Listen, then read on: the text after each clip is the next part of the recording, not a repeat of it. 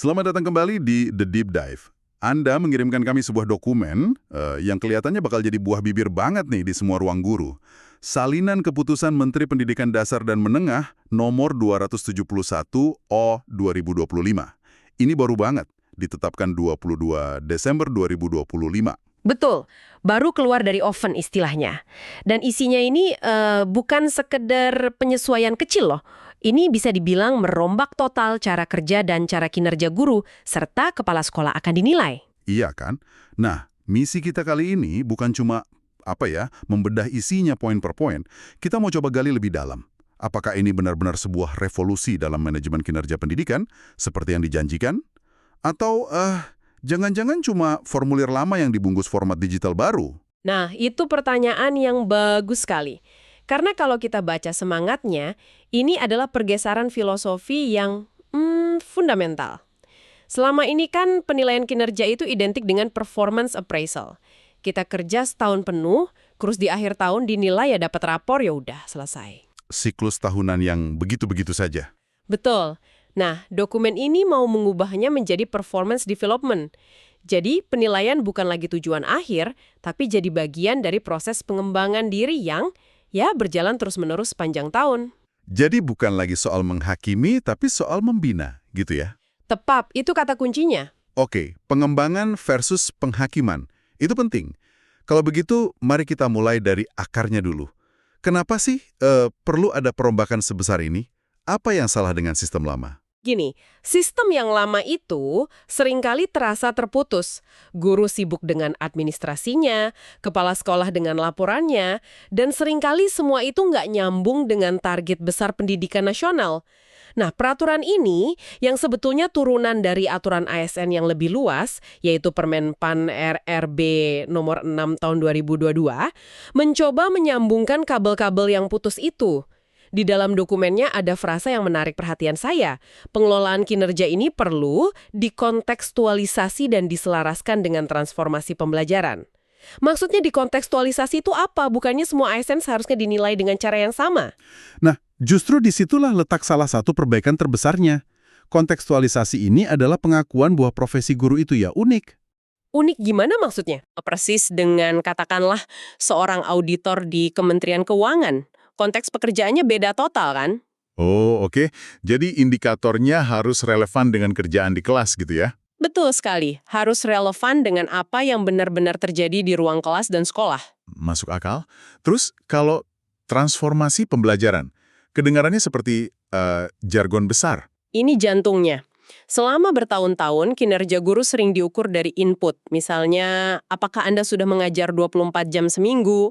Atau administrasi RPP Anda lengkap nggak? Yang penting centang-centang di daftar tugas ya. Persis. Nah, transformasinya ingin menggeser fokusnya ke output dan outcome. Pertanyaannya berubah jadi, apakah metode mengajar Anda berhasil membuat siswa lebih aktif? Atau apakah proyek yang Anda rancang benar-benar meningkatkan kemampuan berpikir kritis siswa? Jadi bukan lagi soal seberapa sibuk Anda, tapi seberapa besar dampak yang Anda hasilkan. Wah, ini perubahan cara pandang yang drastis loh. Drastis sekali. Oke, jadi ini upaya untuk menghubungkan kesibukan sehari-hari di sekolah dengan hasil belajar siswa yang nyata. Kalau begitu, siapa saja nih yang harus siap-siap dengan perubahan besar ini? Seberapa luas jangkauannya? Sangat luas. Secara praktis, hampir semua ASN di ekosistem pendidikan kena. Semuanya. Pengawas sekolah, penilik, dan semua jenis kepala sekolah, baik formal maupun non-formal. Di lampirannya ada gambar piramida pengelolaan kinerja yang menarik. Paling bawah ada guru, di atasnya kepala sekolah, terus pengawas, sampai puncaknya kepala dinas. Ini kelihatannya lebih dari sekedar bagan organisasi biasa. Tepat. Piramida itu adalah visualisasi dari alur pertanggungjawaban yang mereka inginkan. Idenya gini, target kinerja seorang guru di level paling bawah itu harus secara langsung mendukung pencapaian target kepala sekolahnya. Oh, jadi nyambung ke atas terus. Betul. Kinerja kepala sekolah harus nyambung dengan target pengawas. Semuanya jadi satu rantai yang utuh. Tujuannya agar tidak ada lagi yang bekerja di menara gadingnya sendiri-sendiri. Semua dayung bergerak ke arah yang sama. Kedengarannya ideal ya, tapi di sisi lain bukannya ini juga bisa menciptakan tekanan dari atas ke bawah yang lebih besar? Kalau target kepala dinas A, maka semua di bawahnya harus mengejar A, terlepas dari kondisi real di sekolah masing-masing. Risiko itu pasti ada. Dan dokumen ini sepertinya mencoba mengantisipasinya lewat peran pejabat penilai kinerja atau PPK. PPK itu atasan langsung ya? Betul, atasan langsung. Misalnya PPK guru adalah kepala sekolah. Nah, hubungan antara pegawai dan PPK inilah yang jadi kunci. Idealnya, target itu nggak diturunkan begitu saja, tapi didiskusikan dalam sebuah dialog kinerja. Disitulah ruang negosiasinya ya? Harusnya, disitulah ruang untuk menyesuaikan dengan kondisi lapangan. Baiklah, dialog kinerja itu terdengar krusial. Sekarang, mari kita masuk ke bagian intinya. Bagaimana proses ini berjalan dalam 1 tahun? Katanya ada 5 tahap. Mari kita coba bedah dari sudut pandang seorang guru yang akan menjalaninya. Oke, tahap pertama, sebelum tahun ajaran baru dimulai, ada yang namanya pra-perencanaan. Ini berlangsung sampai 31 Desember. Anggap saja ini tahap bersih-bersih atau cek pondasi. Bersih-bersih data maksudnya? Iya, sistem perlu memastikan data diri Anda, jabatan Anda, dan yang paling penting, siapa atasan penilai atau PPK Anda, itu sudah benar. Kenapa ini begitu penting sampai jadi tahap sendiri? Kedengarannya seperti tugas administrasi biasa loh. Karena seluruh sistem digital yang akan dibangun nanti bergantung pada data ini.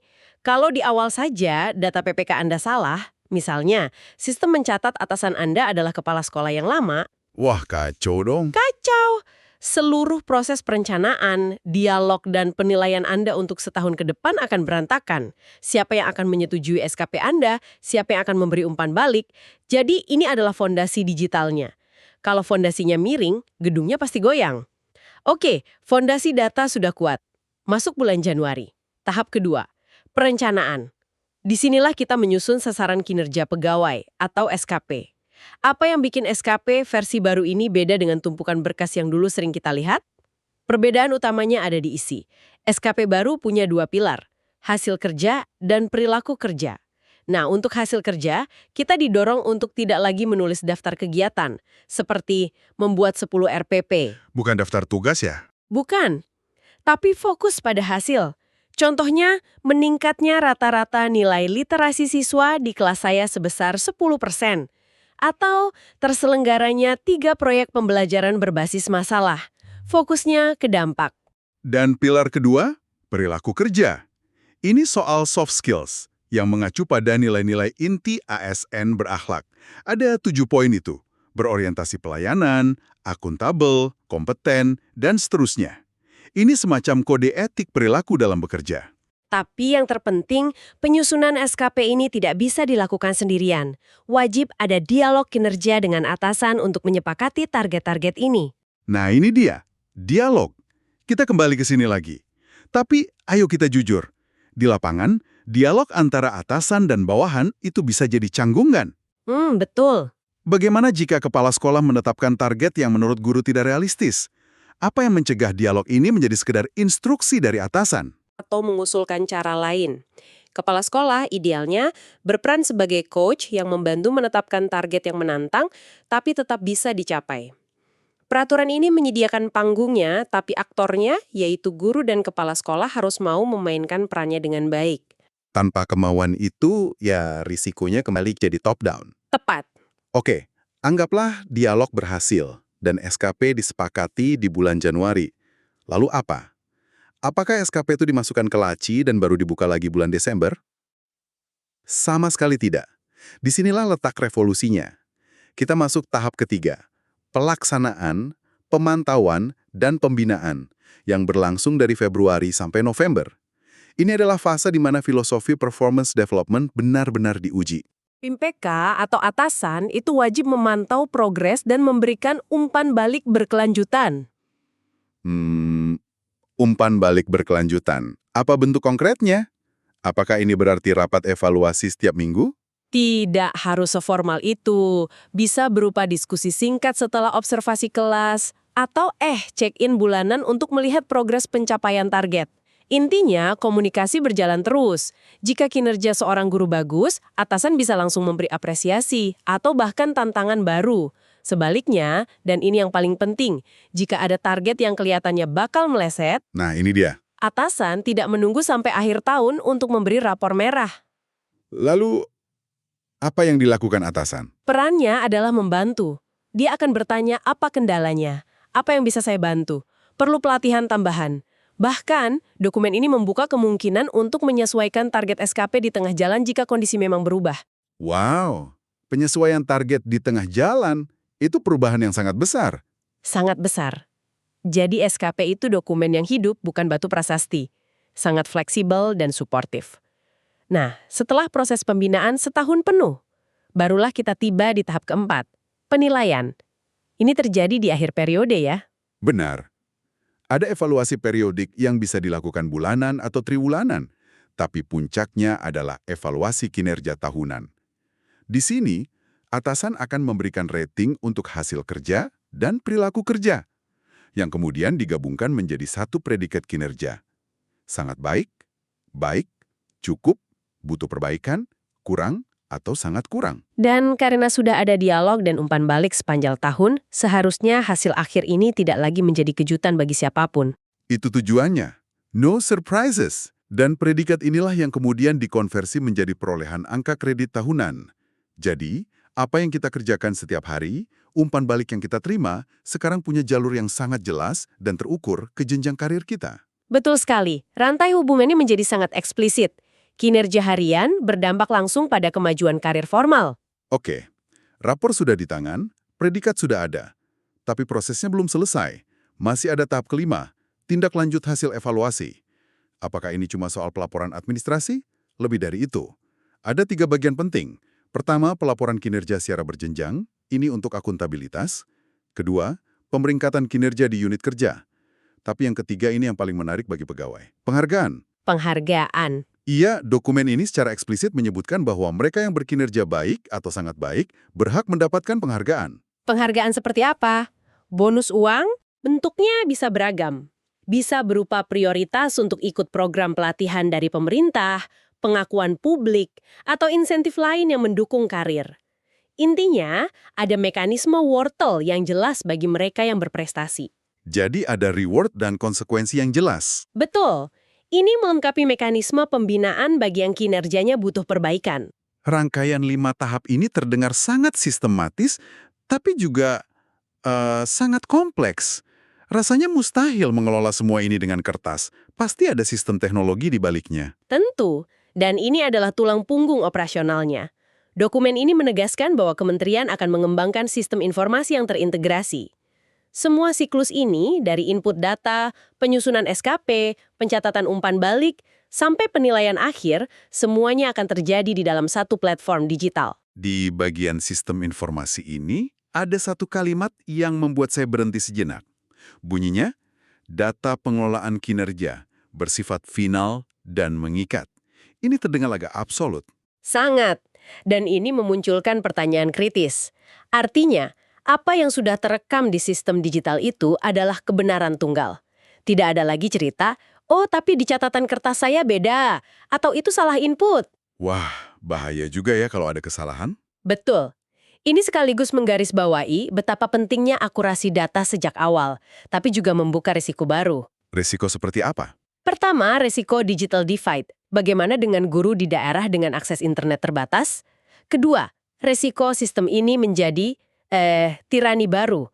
Orang jadi lebih sibuk mempercantik data di aplikasi ketimbang melakukan dialog yang substantif. Cuma centang sana-sini untuk memenuhi tuntutan sistem.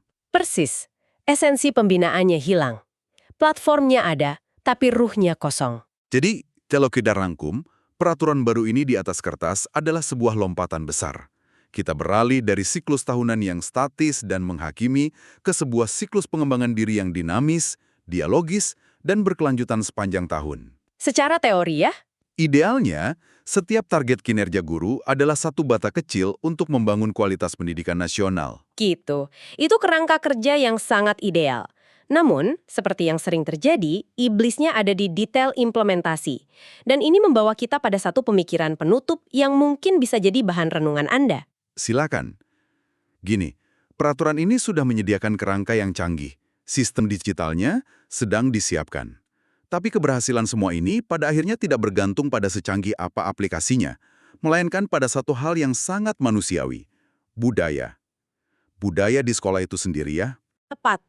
Pertanyaan besarnya adalah bagaimana kita bisa memastikan dialog kinerja antara guru dan kepala sekolah benar-benar menjadi sesi yang bermakna, bukan sekedar formalitas untuk menekan tombol submit di aplikasi. Dan yang lebih fundamental, bagaimana kita bisa menumbuhkan budaya keterbukaan untuk memberi dan menerima umpan balik yang jujur dan konstruktif di setiap sekolah. Karena tanpa budaya itu, sistem secanggih apapun hanya akan menjadi kerangka kosong yang indah dipandang, tapi tidak mengubah apa-apa.